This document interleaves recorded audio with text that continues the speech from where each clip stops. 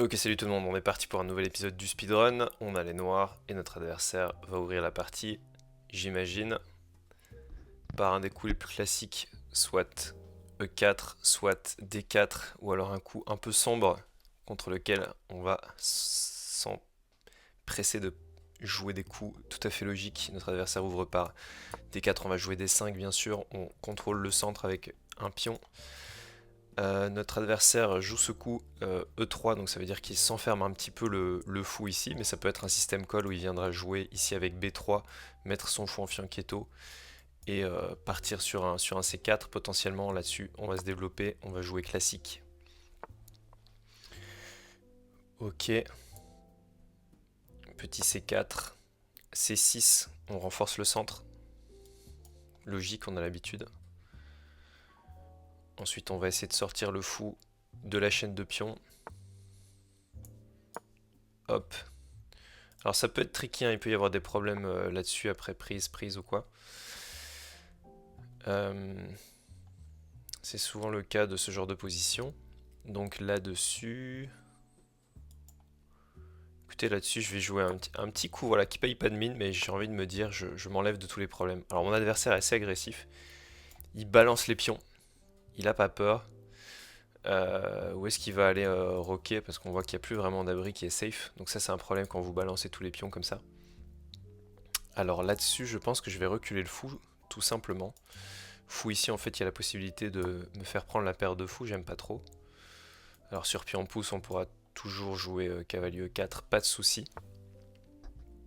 Alors là c'est typiquement, je pense que ce sont des erreurs de la part de mon adversaire qui ne fait que jouer des pions depuis le début de la partie. Il a développé une seule pièce.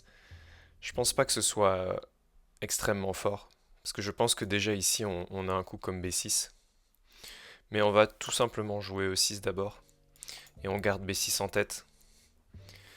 Quand vous voyez ce pion-ci qui est un peu trop avancé, en fait on a toujours, je pense, des coups comme B6. On a toujours des coups comme B6. Alors toujours regarder les coups de l'adversaire pour voir s'il y a des menaces qui sont créées. Je ne crois pas, mais on voit que mon adversaire s'est affaibli cette diagonale-ci, donc ce serait quelque chose qu'on pourra garder en tête.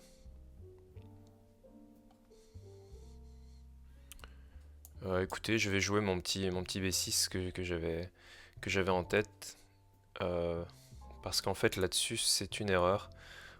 C'est le truc le plus commun, hein, c'est qu'ils vont essayer de s'accrocher à leur pion ici, mais le problème c'est que quand la tour là n'est pas défendue, on a toujours ce petit coup A5 qui est intéressant à connaître, parce qu'en fait on s'attaque tout de suite à la chaîne de pions, et là je pense qu'on va pouvoir prendre,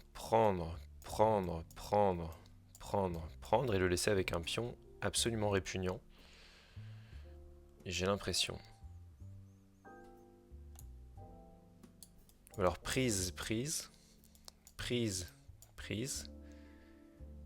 Peut-être même dame ici, qui va attaquer le... Enfin la position me semble déjà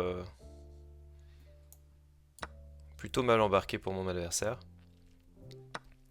Donc on va prendre ici en B4.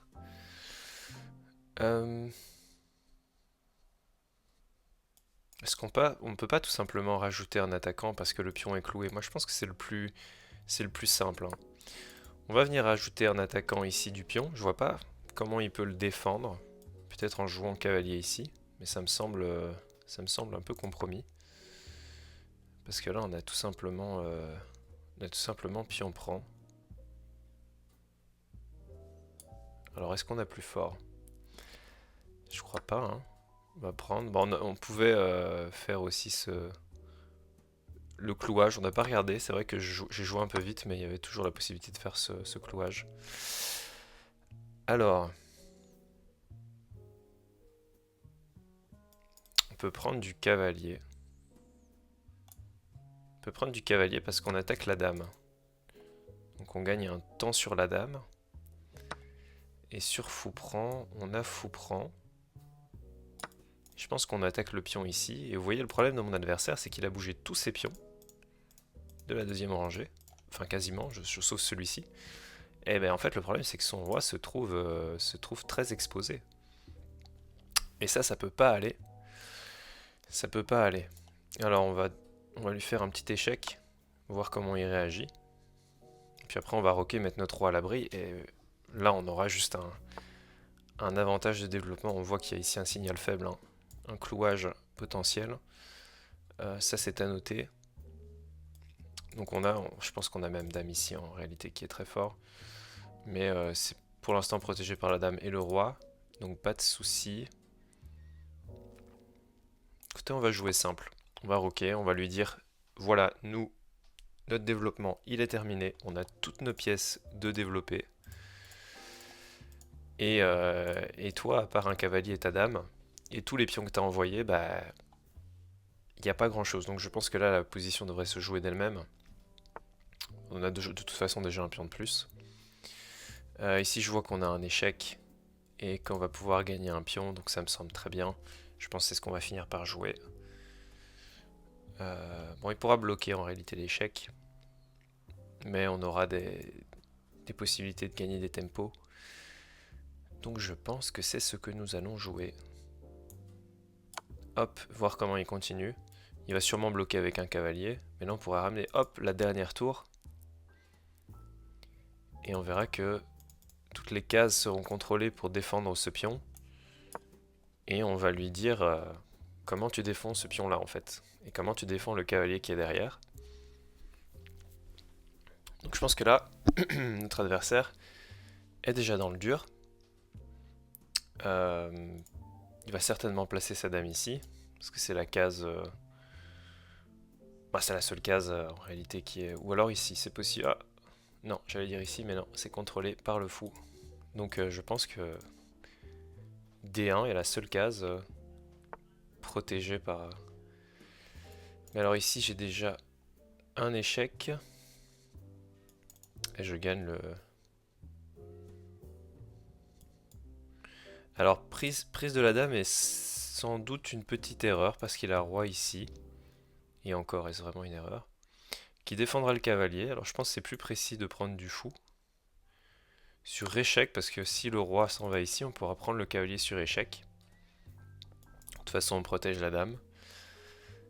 Et là, ça me semble plutôt bien. Alors, je pense qu'il faut pas trop réfléchir. C'est quand même un cavalier sur échec. Et mon prochain coup sera certainement... Mon cavalier est pas très bien mis. Mon fou fait un job quand même vraiment sympa. Je pense que je vais bêtement placer la tour ici. Oui, ça me semble très fort, hein. On met tout ça sur la deuxième rangée. Et là, on a la prise ici qui paraît très logique. Mais on va faire un petit coup encore plus... Déjà, on se libère une case pour notre cavalier qui va pouvoir intervenir dans la partie. Et surtout, on avait ce piège-là qui va gagner le fou directement. On va pouvoir s'infiltrer ici sur la deuxième rangée. C'est déjà tendu pour notre adversaire. Notre adversaire hein, qui a eu la fâcheuse tendance de tout balancer ses pions comme ça un peu sans raison, je pense. Ça a été son erreur, l'erreur fatale, on va dire. Donc ici, on va prendre la pièce. Il va certainement reprendre du cavalier, j'allais dire. Là, ici, il attaque notre fou, donc il faut faire attention.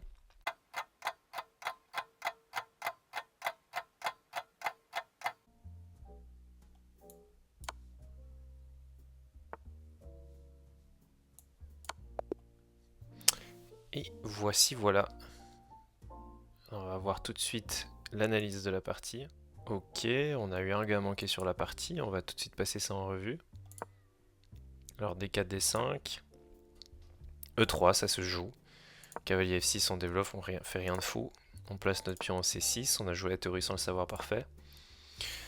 On sort notre fou, en fait on a très envie, on voit qu'il y a cette structure là, on n'a pas envie de fermer avant que... On n'a pas envie de fermer comme ça et de laisser ce fou là enterré, c'est pas l'idée. Ça se joue aussi, hein, mais c'est pas l'idée. On sort le fou, développe son cavalier. Hop, il a poussé tous ses pions, très bien. Il pousse ici, on voit que c'est pas le meilleur. Nous on joue notre petit E6. Et là il pousse le pion et on voit qu'il y a déjà un avantage pour les noirs parce que ça peut pas marcher, hein. Ici on fait pion B6, c'était pas le meilleur mais c'est bien. Et puis là, s'accrocher comme ça marche pas justement à cause de A5. Et là ça ne pouvait pas aller, peut-être qu'on a raté quelque chose. On développe notre cavalier, est-ce qu'il y avait meilleur? C'était l'autre cavalier, d'accord. Alors pourquoi, il y a sûrement une raison obscure qui m'échappe, mais c'était le meilleur coup. Et là-dessus, on a tout simplement la prise. Prise, cavalier prend. Prise, c'était forcé. Et là, on voit qu'on était vraiment mieux. Et la tour ici, en fait, bon, était mieux, mais on garde quand même un avantage décisif. On se développe. Et en fait, là, si vous voyez un peu le tableau de la partie, on a notre adversaire qui a énormément de pièces qui ne sont pas développées. Son roi qui est dans les courants d'air, il y a 2 pièces développées contre tout le jeu adverse. Donc ça ne peut pas marcher, hein. Ça peut clairement pas marcher. Ici on fait un échec, il vient courir l'échec. On attaque sa dame, et puis là, eh bien en fait je n'avais pas vu, mes meilleurs coups c'était la dame. Il s'en va avec son roi, peut-être s'il allait là c'était quoi le problème? On avait échec et mat tout simplement, que je n'avais pas vu. Donc oui, effectivement, dame prend était meilleur. Je suis un peu trop matérialiste, je pense. Et sur le roi qui part, qu'est-ce qu'on avait? On avait dame ici, échec, le roi doit partir. Et on avait sûrement les tours qui intervenaient, où tout ça était forcé. Puis là, on a mat en 2. Sacrifice de dame, d'accord, super. Pour dévier la dame, pour pouvoir faire échec ici, je vous le mets jusqu'au bout. Et en fait c'est échec et mat, parce que la dame ne peut plus venir défendre ici en latéral, donc c'est plutôt joli. Bon, tout ça j'allais pas le trouver, hein, de toute façon, mais ça aurait pu se regarder. Au final dans la partie, ce qui a été joué, c'est la prise du pion et du cavalier. Et puis là le reste se joue assez facilement. Et avec 2 pièces de plus, normalement la partie doit être assez facile à gagner. Plutôt rudimentaire. Et puis là, bon, je vous épargne ma technique un peu désastreuse sur la fin, mais on y est arrivé. Ben voilà, j'espère que ça vous a plu, j'espère que vous aussi, vous jouerez au centre, vous jouerez le développement lorsque vos adversaires enverront tous les pions sans raison au début de la partie, ce qui vous permettra d'avoir un gros avantage sur l'échiquier et de l'emporter, je l'espère, dans vos parties. J'espère que ça vous a plu, merci à tous d'avoir suivi cet épisode, on se retrouve très vite pour un prochain. Salut tout le monde, prenez soin de vous.